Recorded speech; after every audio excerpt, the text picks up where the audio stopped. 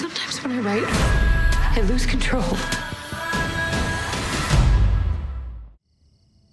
Only you would show up at a party looking like a raccoon. I'm not here for the party. Come on, I need to know. What did you think of my poems? Tell me.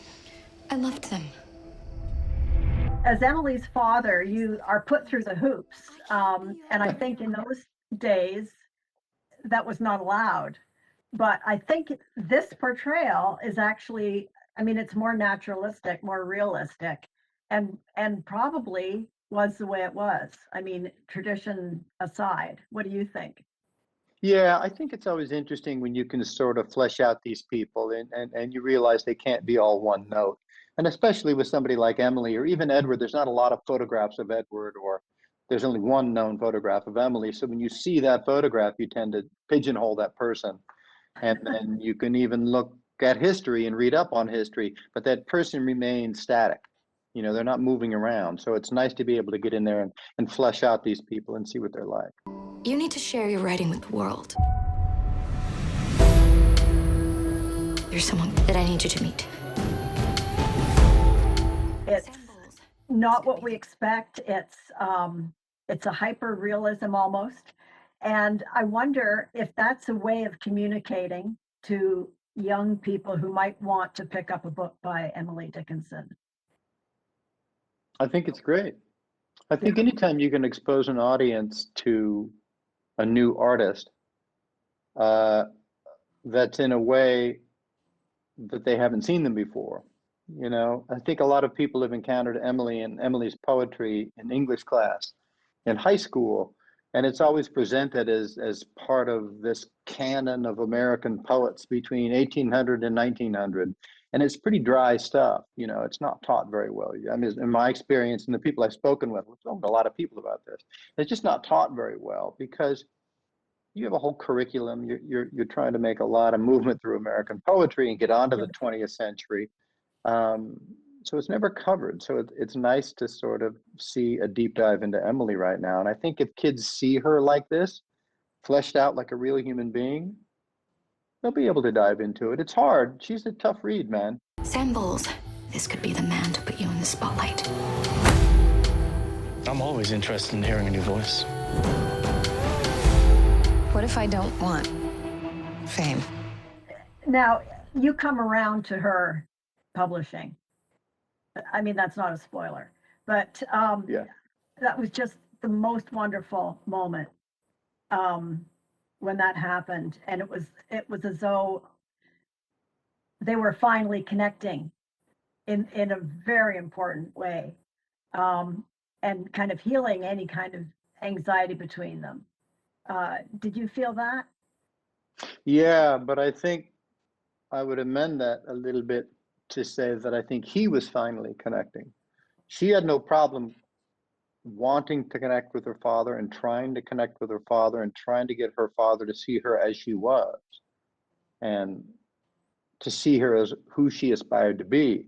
It was her father who had the problem, who wasn't able to connect, who wasn't able to see his daughter as a real person in the same way that kids today are taught Emily in a certain way and they don't really see her as a flesh and blood person.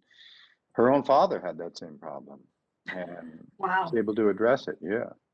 How do you want to be remembered? I'm thrilled that I could bring the two of you together.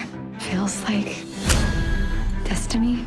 It is. I wonder, when you were thinking about the role or reading the script or even performing, if you had thought at all about the actual people who might have been in her circle, like ghosts from the past. Did you ever think about that, or did you just stick to the script or your imagination? Yeah, I definitely wasn't thinking of any ghosts while I was performing. I feel like the show is so contemporary. I was constantly trying to see how I can make the characters feel more relatable to today's world. So I was always trying to even though, it's set in the 18th century and these are all kind of like historic characters, when I was on set, I was always relating to the other characters and the actors as if they were, members of today's society. But also you do want to hark back to the fact that she was an historic poet, right? Yeah, but yeah, totally. But that's all in the script writing, right? So it's all the narrative and everything is already set up for that. And I think as performers, our duty is to bring those words to life as realistically and as fun as we can. Yeah. And so yeah, I mean that's one of the great things about Elena's writing. It's just so wonderfully written, and it really does pay great homage to the historical figures and reality, but then also brings this kind of contemporary lens through which the story is told, which yeah, it's just wonderful to play in that and kind of balance between it. I don't want to disappear from this earth without anybody knowing who I am. Does anybody else have any intentions? So tell me about spanning the centuries in this single role.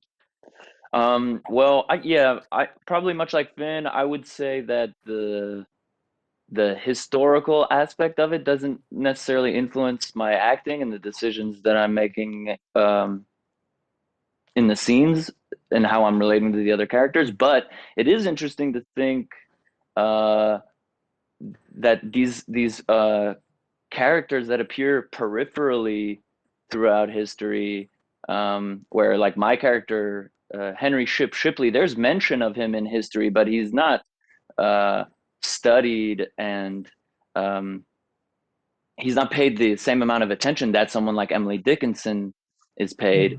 So I always wonder about those figures in history that through some chance encounter with a more famous person have this, you know, one moment or two moments of their lives immortalized, so that, yeah, I can Google Henry Shipley and hear little anecdotes about him, but I wonder how he would feel represented by those tiny little moments, you know? Sometimes when I write, I lose control. You're about to become world famous overnight. If aura is negative right now, I used to have this confidence, but now since I met him, What a crazy day this is. not as crazy as what's going on up here. She's so extra. if you could put your name on what you wrote, would you? Who wouldn't? This is the opportunity of a lifetime. You pressured me into this, and I don't even recognize you. Fame's kind of like death. What's up, girl? Part of me is pretty sure that fame isn't good for me. In fact, I think it could be very dangerous. Welcome to the dark side. Whoa, what? It's like your brain is on fire.